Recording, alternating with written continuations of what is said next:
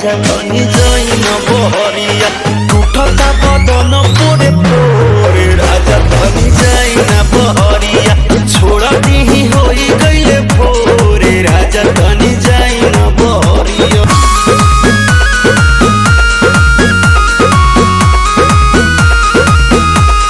हमर नया नया गवाना